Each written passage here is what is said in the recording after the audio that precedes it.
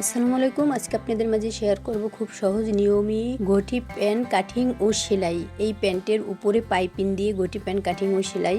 আমি প্রথমে কাপড়টাকে এভাবে ওপেন করে নিলাম।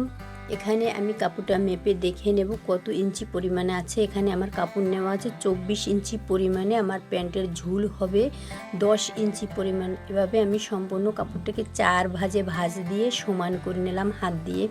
এভাবে আমরা ঘটি প্যান্ট লম্বায়ও যতটুকু নেব, চওড়ায়ও কাপড় ততটুকু নেব, তাহলে আমাদের কুচির অংশটা ভালো হবে। বাস এভাবে আমি দেখে নিয়ে বন্ধ সাইড আমার পাশে রেখে খোলা সাইড আমার সামনের দিকে রেখে এভাবে আমি 2 ইঞ্চি পরিমাণে উপরে ইলাস্টিকের জন্য একটা দাগ কেটে নিয়ে স্কেলের সাহায্যে দাগ মিলিয়ে নিলাম এবং ইঞ্চি টেপ ধরে আমি 10 ইঞ্চি ওখানে একটা মার্কিং করে নেব। আমি এখান থেকে কিন্তু পাইপিং তৈরি করব, আপনারা একটু খেয়াল করে দেখবেন। বা সম্পূর্ণ আমি ওখানে মার্ক করে নিলাম। আবার একটু ইঞ্চি টিপ দিয়ে মেপে দেখে নিলাম যে আমার লম্বা এবং ঘেরের অংশ ঠিক আছে কিনা। এভাবে দেখে নিয়ে আমি ছাইড থেকে কাপড়টাকে আগে একটু সমান করে নেব। বাস এভাবে সম্পূর্ণ কেটে সমান করে নিলাম। এভাবে এখন যেখানে আমি নিচ থেকে একটা মার্কিং করেছি ওখান থেকে একদম কাপড়টাকে কেটে নেব। বা সম্পূর্ণ আমি নিচ থেকে কাপড়টাকে কেটে নিলাম। এখানে কিন্তু আমার দুইটা পার্ট, দুই পায়ের দুই পার্ট নিয়ে নিলাম, কাটিং হয়ে গেছে। এখন আমার নিচ থেকে যে কাপড়টা আছে ওখান থেকে আমি কলুর অংশ বের করে নেব। আমি এখানে 10 ইঞ্চি ঝুলে কলু নেব কতটুক, তাই না?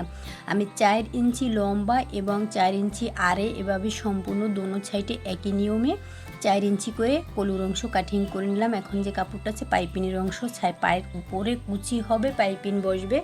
তো আপনাকে বলেছি এভাবে আপনাদেরকে সমান করে একটু কাটিয়ে পাইপিনের অংশটাও কাটিং করে নেব।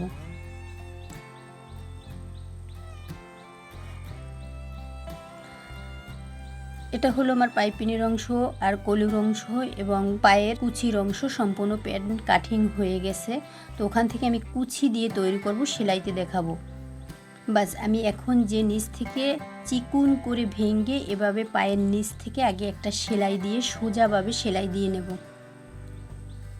এই সেলাইটা খুব চিকুন করে দেওয়ার চেষ্টা করব। বাস এক সাইডে আমার সেলাই হয়ে গেছে, অপর সাইডেও একই নিয়মে সেলাই দিয়ে নিলাম। এখন 1.5 ইঞ্চি টিপ ধরে 1.5 ইঞ্চি পরিমাণে একটা দাগ কেটে নিয়ে আমি 3.5 ইঞ্চি পরিমাণে দূরত্ব এখান থেকে কুচি শুরু করব এবং শেষ করব 3.5 ইঞ্চি পরিমাণে। পায়ের কলুর অংশের ওখান থেকে দূরত্ব থাকবে, আর যে বেশি কাপড়টা থাকবে সম্পূর্ণ কুচি দিয়ে নেব। বা সম্পূর্ণ কুচি দিয়ে নিলাম। অপর সাইডেও একই নিয়মে কিন্তু আমরা দোনোটা পায়ের কাছের মুখ একই নিয়মে কিন্তু কুচি দিয়ে নেব। এভাবে সম্পূর্ণ আমি দোনোটা পায়ের উপরের অংশ কুচি দিয়ে নিলাম। প্রথমে এই জায়গাটা থেকে আমরা একটু খেয়াল করে দেখব। বাস নতুনদের জন্য বলা, একদম ঘরে বসে বসে আমরা নতুন নতুন ডিজাইন তৈরি করতে পারবো প্যান্ট।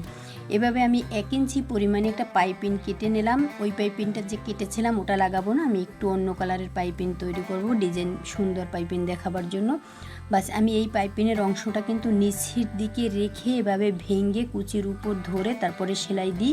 এই দিকটা থেকে আমরা একটু খেয়াল করে দেখব, আর খুব আলতা হাতে সেলাই দেব যাতে আমাদের এই পাইপিনের অংশের মধ্যে কুচির কাপড়টা না চলে আসে। এদিকটা আমরা খেয়াল করে দেব। এখন পাইপিনের অংশটা আবারই উপরের দিকে ভাঁজ দিয়ে এভাবে সম্পূর্ণ কিন্তু সেলাই দিয়ে নেব। খুবই সহজ, আপনারা ভিডিওটা দেখলে ঘরে বসেই আপনারা নতুন নতুন পাইপিং দিয়ে প্যান্ট তৈরি করতে পারবেন। বা সম্পূর্ণভাবে আমার কিন্তু পাইপিং করা সম্পূর্ণ কমপ্লিট হয়ে গেছে। অপর সাইডের পায়ের নিচেও আমি একই নিয়মে এভাবে পাইপিনের কাপড়টা নিচে রেখে নিচের দিকে বেশি রেখে উপরে 1 থেকে 1.5 পয়েন্ট কাপড় রেখে এভাবে সম্পূর্ণ প্রথমে একটা সেলাই দিয়ে নিলাম। পরেও কাপড়টা উপরের দিকে ভেঙে আবার সেলাই দিয়ে নিলাম। এই দিকটা একটু খেয়াল করে দেখবো। বাস দোনোটা পায়ের অংশে কিন্তু আমার পাইপিং তৈরি করা কমপ্লিট।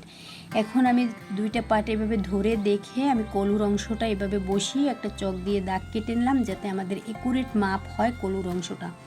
বাস আমি সাইড থেকে দোনো সাইডে একই নিয়মে সেলাই দিয়ে নিলাম। এখন আমি এভাবে প্যান্টটাকে সোজা করে ধরে কলুর অংশ নিচে রেখে এবং প্যান্টের উপরের অংশ উপরের দিকে রেখে কিন্তু সেলাই দিছি। এই কলুর অংশটা যখন আমরা জয়েন্টটা দেব তখন একটু খেয়াল করে দেব এবং ধৈর্য সহকারে দেওয়ার চেষ্টা করব যাতে ভাঁজ খেয়ে না থাকে।